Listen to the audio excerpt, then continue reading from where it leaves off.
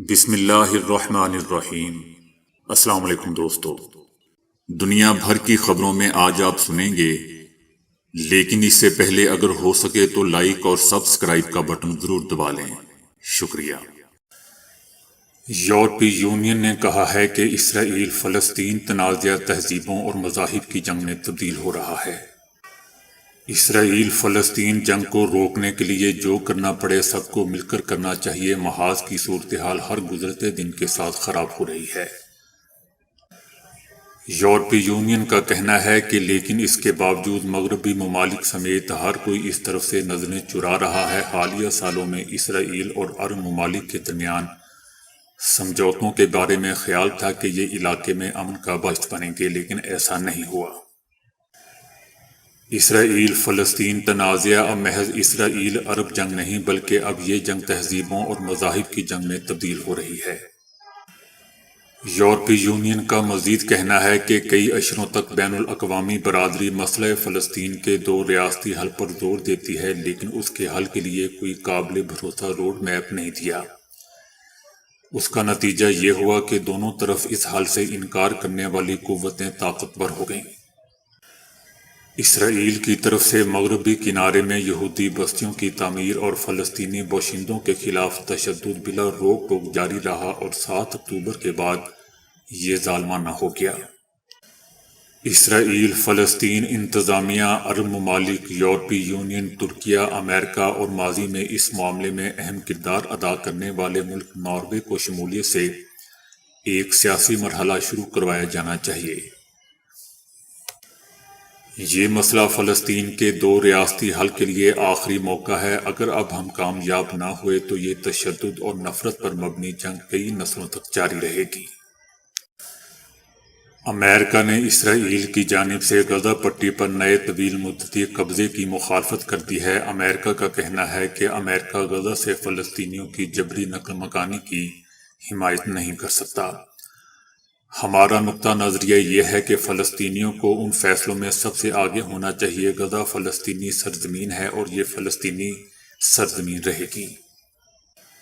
امریکہ غزہ پر دوبارہ قبضے کی حمایت نہیں کرتا۔ اس سے پہلے دوستو، اسرائیلی وزیر اعظم نیتن یاہو نے کہا تھا کہ حماس کے ساتھ جنگ کے بعد اسرائیل غیر معینہ مدت کے لیے غزہ پٹی کی سلامتی کی مجموعی ذمہ داری سنبھالے گا۔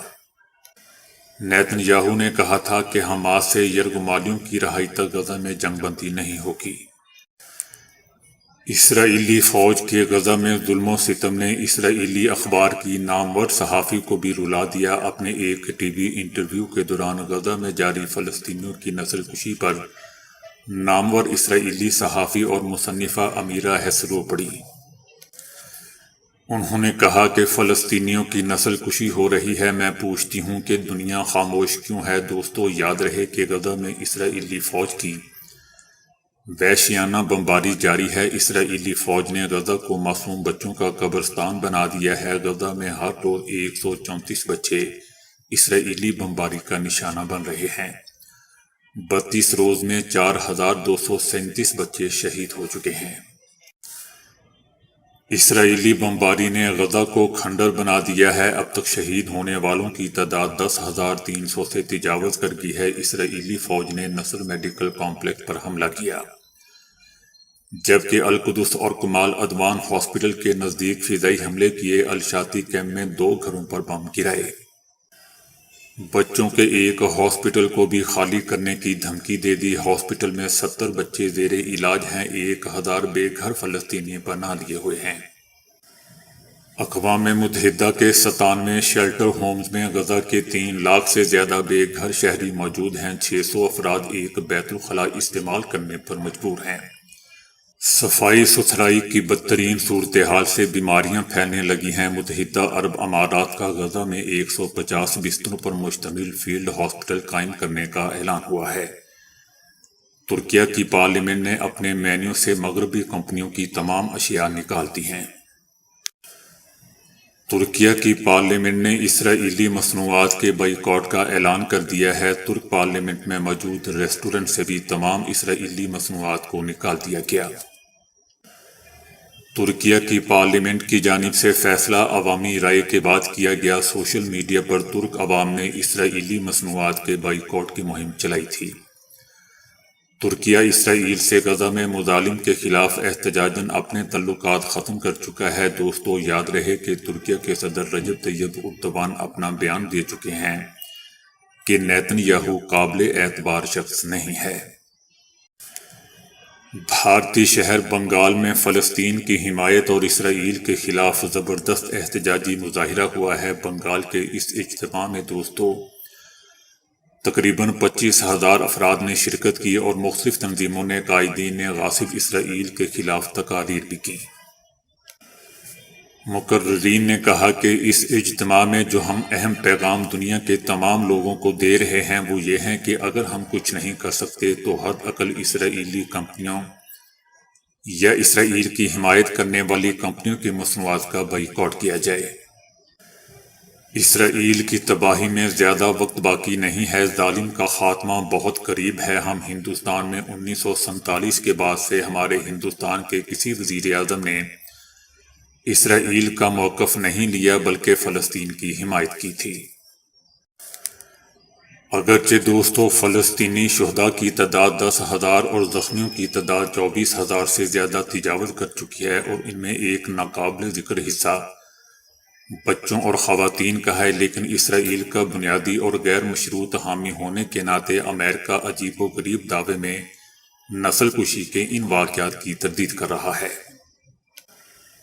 امریکہ نے فلسطینیوں کے خلاف صہیونی جرائم کی حمایت کرتے ہوئے دعویٰ کیا ہے کہ غزہ میں جو کچھ ہو رہا ہے وہ نسل کشی نہیں ہے۔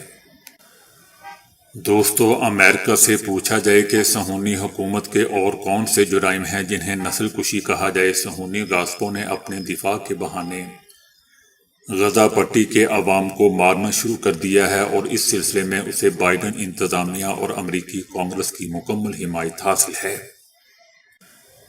اہم نکتہ دوستو یہ ہے کہ موجودہ امریکی صدر جو بائیڈن کے موقف اور ان کی انتظامیہ کی طرف سے اسرائیل کی غیر مشروط اور ہمہ گیر حمایت اور غزہ کی موجودہ جنگ کے لیے فلسطینیوں بالخصوص حماس کو مورد الزام ٹھہرانے کی کوشش کے باوجود کئی امریکی سیاستدان صہیونی حکومت کی جارحانہ نوعیت اور فلسطینیوں کے خلاف صہیونیوں کے اشروں پر محیط مظالم سے بخوبی واقف ہے۔ اس حوالے سے ایک کھلے خط میں امریکی محکمہ خارجہ کے ملازمین نے بھی امریکی حکومت کی طرف سے صہیونی حکومت اور حماس کے درمیان جنگ کو منظم کرنے کے طریقے پر تنقید کی اور اعلان کیا کہ بائیڈن انتظامیہ کو کھلے عام اسرائیل پر تنقید کرنی چاہیے۔ ان تنقیدی موقف کے باوجود جو بائیڈن حکومت اور امریکی کانگریس صہیونی حکومت کی حمایت جاری رکھے ہوئے ہے اور اس سلسلے میں جو بائیڈن حکومت اسرائیل کو $320 ملین مالیت کے چھوٹے لیکن انتہائی مؤثر بم بھیجنے کا منصوبہ بنا رہی ہے۔ ایشیائی عالمی معاشی طاقت چائنا دنیا کا سب سے زیادہ قرض دینے والا ملک بن گیا ہے، جس نے اپنے بیلٹ اینڈ روڈ منصوبے کے لیے ہی $1 ٹریلین سے زیادہ کا قرض جاری کر دیا۔ چائنا کا کہنا ہے کہ یوروگائے سے سری لنکا تک 150 سے زیادہ ممالک نے اس کے BRI منصوبے پر دستخط کیے ہیں۔ یہ منصوبہ دوستو ایک دہائی قبل صدر شی جن پنگ کی جانب سے شروع کیا گیا تھا۔ اس منصوبے کے تحت پہلے عشرے کے دوران چائنا نے کم اور درمیانی آمدنی والے ممالک میں پلوں، بندرگاہوں اور شاہراہوں کی تعمیر کے لیے بھاری قرضے تقسیم کیے۔ ان قرضوں میں سے نصف سے زیادہ اب اپنی واپس وصول کرنے کی مدت میں داخل ہو چکے ہیں۔ اس کے برعکس امریکہ نے ایسے ممالک کو سالانہ $60 ارب فراہم کیے ہیں۔ دنیا کے سب سے بڑے سرکاری قرض دینے والے ممالک کے طور پر دوستو چائنا غیر معروف اور غیر آرام دہ کردار کی جانب بڑھ رہا ہے۔ بھارت کی خفیہ ایجنسی را نے پاکستان میں تخریب کاری میں ملوث ہونے کا اعتراف سوشل میڈیا پر کر لیا۔ پاکستان میں تخریب کار واقعات کی خبریں سب سے پہلے بھارتی سوشل میڈیا اکاؤنٹس پر نشر کی جاتی ہیں۔ تخریب کار واقعات کی خبریں نشر کرنے میں ایکس پر را سے متعلق اکاؤنٹس سر فہرست ہیں۔ حیران کن دوستو بات یہ ہے کہ ان اکاؤنٹس پر تخریب کاری واقعات کی پہلے سے وارننگ دے دی جاتی ہے۔ میاں والی ایئر بیس حملے کی اطلاع بھی ایک رات پہلے ہی را کے اکاؤنٹ نے دے دی تھی، اور یہ اکاؤنٹس ایسی ویڈیوز نشر کرتے رہے ہیں جو تخریب کاروں کے موبائل سے بنائی گئی تھیں۔ یہ اکاؤنٹس پاکستان میں تخریب کار حملوں کے واقعات کو بڑھا چڑھا کر بھی پیش کرتے ہیں۔ را کے یہ اکاؤنٹس ایک ہی جگہ اور ایک ہی آئی پی ایڈریس سے چلائے جا رہے ہیں۔ اکتوبر 26 کو وادی نیلم سے 5 شہریوں کے اغوا کو آپریشن کا رنگ دے کر انہی اکاؤنٹ سے نشر کیا گیا۔ 28 اکتوبر کو وادی تیرہ میں ہونے والے تخریب کار حملے کی اطلاع بھی انہی را کے اکاؤنٹ سے دی گئی تھی، جبکہ 4 اکتوبر کو ان اکاؤنٹ سے ایشیا کے 2 ممالک میں جنگ بندی کی پیشگوئی بھی کی گئی تھی۔ را کے اکاؤنٹ سے 5 نومبر کو دعویٰ کیا گیا تھا کہ پاک فوج نے کشمیر میں شہری آبادی کو نشانہ بنانے کا فیصلہ کیا ہے، اور 26 اکتوبر کو ظفروال سیکٹر میں سیز فائر کی خلاف ورزی کی وارننگ پہلے ہی اس اکاؤنٹ سے دی جا چکی تھی، جبکہ انہی پروپیگنڈا اکاؤنٹ نے 6 ستمبر کو تورخم بارڈر پر ہونے والی فائرنگ کو جنگ بنا کر پیش کیا تھا۔ خیبر پختونخوا میں مہلک مرض پھیل جانے سے 16 افراد مارے گئے ہیں۔ مرض کے اب تک 328 کیسز رپورٹ ہو چکے ہیں۔ محکمہ صحت کے مطابق صوبے کے متعدد اضلاع کو مہلک مرض خناق نے اپنی لپیٹ میں لے لیا ہے، جس سے بچوں کے ساتھ بڑے بھی شدید متاثر ہونے لگے ہیں۔ ان اضلاع میں خصوصاً پشاور، کوہاٹکر، خیبر اور چارسدہ سب سے زیادہ متاثر ہوئے ہیں۔ صرف پشاور سے 70 کیسز سامنے آئے ہیں۔ صوبے میں بالغ افراد اور حتیٰ کہ بڑی عمر کے افراد کے خناق مرض کا شکار ہونے سے محکمہ صحت کو شدید مشکلات سے دوچار کر دیا ہے۔ حماس کے ایک حملے میں اسرائیلی وزیر اعظم نیتن یاہو کا بھتیجا مارا گیا ہے۔ اسرائیلی وزیر اعظم کا بھتیجا یائر نیتن یاہو غزہ میں ہلاک ہو گیا۔ یائر نیتن یاہو القسام بریگیڈ کے حملے کے دوران مارا گیا ہے۔ مرنے والا یائر نیتن یاہو اسرائیلی فوج میں کیپٹن تھا اور ڈینجرس سنائپر کے نام سے جانا جاتا تھا۔ دوستو یاد رہے کہ زمینی کارروائی کے دوران حماس کے حملوں میں اب تک 300 سے زائد اسرائیلی فوجی ہلاک ہو چکے ہیں، جبکہ متعدد ٹینک اور فوجی گاڑیاں بھی تباہ کر دی گئی ہیں۔ صہیونی فوجیوں نے جانی نقصان سے بچنے کے لیے میدان چھوڑ کر بھاگنا ہی شروع کر دیا تھا۔ انٹرنیشنل میڈیا کا کہنا ہے کہ فوجیوں کی جانیں بچانے کے لیے اسرائیل نے اپنی فوج میں کرائے کے فوجی بھرتی کرنے شروع کر دیے ہیں۔ حماس سے جنگ کے لیے اسرائیل نے فرانس کے کرائے کے پرائیویٹ فوجی بھرتی کیے ہیں۔ فوجیوں کو ماہانہ $12,000 دیے جائیں گے۔ اخبار نے ایک اور رپورٹ میں کہا ہے کہ اسرائیل دیگر ممالک سے بھی پرائیویٹ فوجیوں کو بھرتی کر رہا ہے۔ پرائیویٹ فوجیوں کی بھرتی کا دوستو مقصد غزہ میں تصادم کے باعث اسرائیلی فوجیوں کی جانی نقصان کو بچانا ہے۔ امریکہ نے نومبر میں پاکستانی سیکیورٹی فورسز اور تنصیبات پر حملوں پر اظہار افسوس کیا ہے۔ امریکہ کا کہنا ہے کہ اس ماہ پاکستان میں سیکیورٹی فورسز پر حملوں کی اطلاعات سے آگاہ ہیں، جس پر اظہار افسوس کرتے ہیں اور واضح کرنا چاہتے ہیں کہ افغانستان سے انخلاء کے دوران امریکی افواج نے کوئی سامان پیچھے نہیں چھوڑا تھا۔ امریکہ کا مزید کہنا ہے کہ کسی بھی ملک میں کسی ایک پارٹی یا حکومت کو دوسرے پر ترجیح نہیں دیتے۔ دوستو یاد رہے کہ میاں والی ایئر بیس سمیت مختلف واقعات میں عوامی مقامات اور مسلح افواج کے خلاف نیٹو اور امریکی مسلح افواج کا اسلحہ استعمال کیا گیا ہے۔ امریکہ کے سابق صدر ٹرمپ نے انکشاف کیا ہے کہ جب ہم نے ایرانی کمانڈر قاسم سلیمانی کو مارا تو پاکستان کے سابق وزیر اعظم عمران خان نے اس واقعہ کو اپنی زندگی کا سب سے بڑا لمحہ قرار دیا تھا۔